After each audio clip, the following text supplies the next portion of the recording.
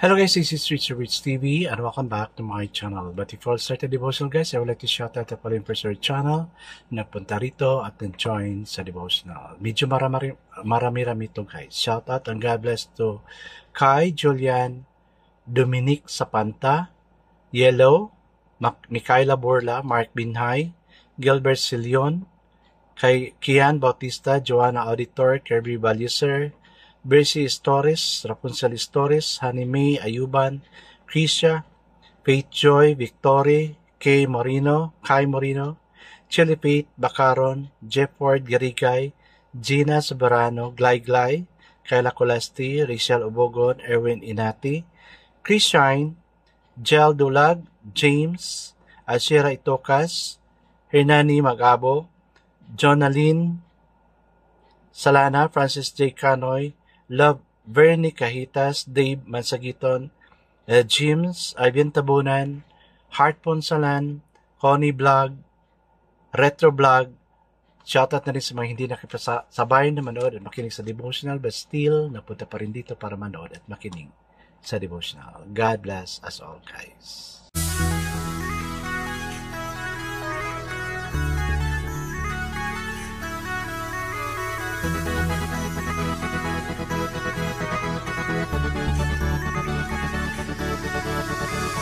TV, where you heard it, number one is on the top. Good advice is they'll never stop. TV, where you heard it, number one is on the top.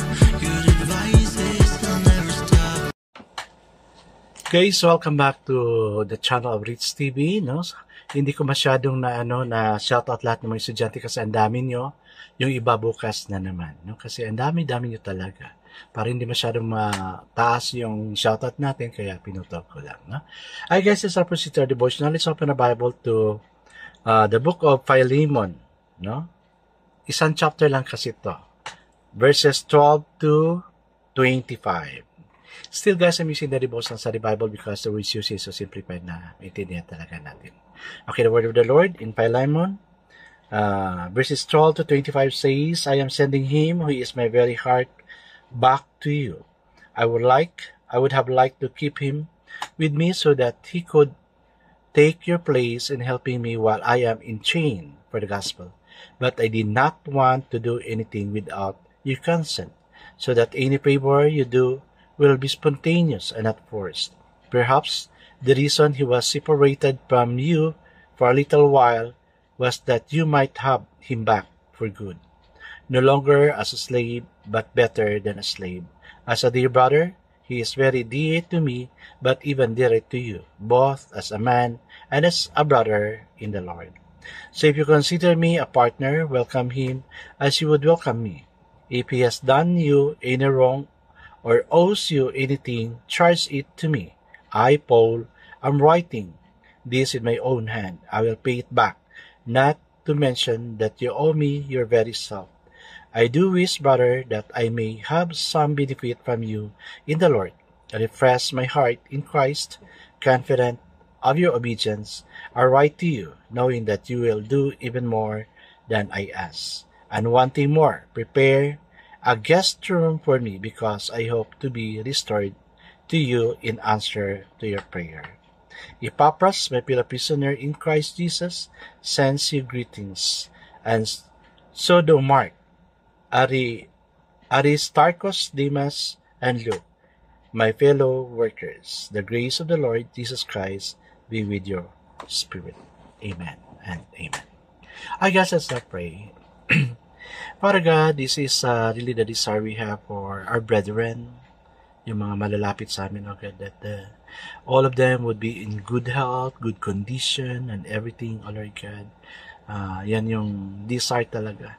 If you know somebody like Paul and Philemon, oh Lord God, na nakiusap siya sa mga tao na to take care of Philemon.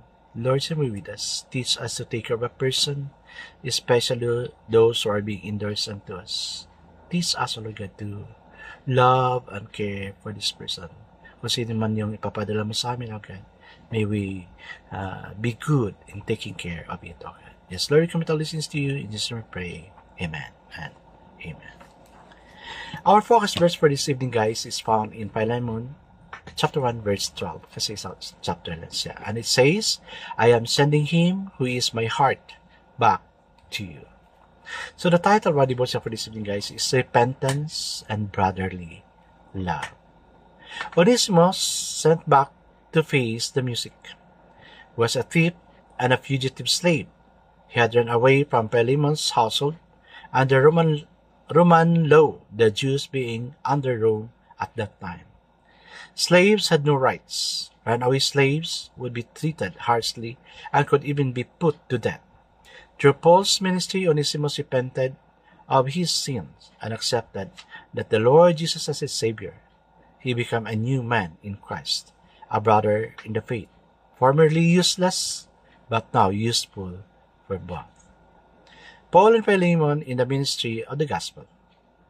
However, although spiritually cleansed and forgiven, Onesimus had to go back and make amends with Philemon, whom he had wronged. He had to ask for forgiveness and make things right with his master.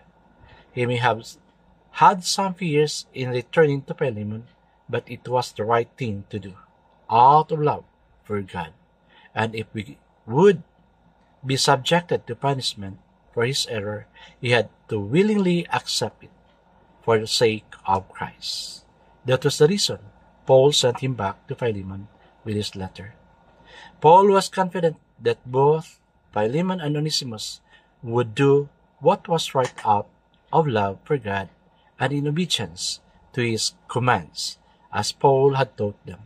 There was a picture of true repentance and true brotherly love. No?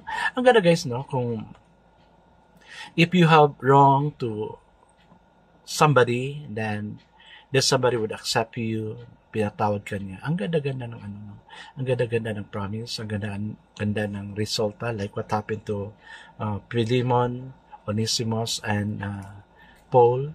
Parang napakagaan isipin na, okay na sila, they are already reconciled, like what happened also to Jacob and Esau, no, kasi nakasala si Esau.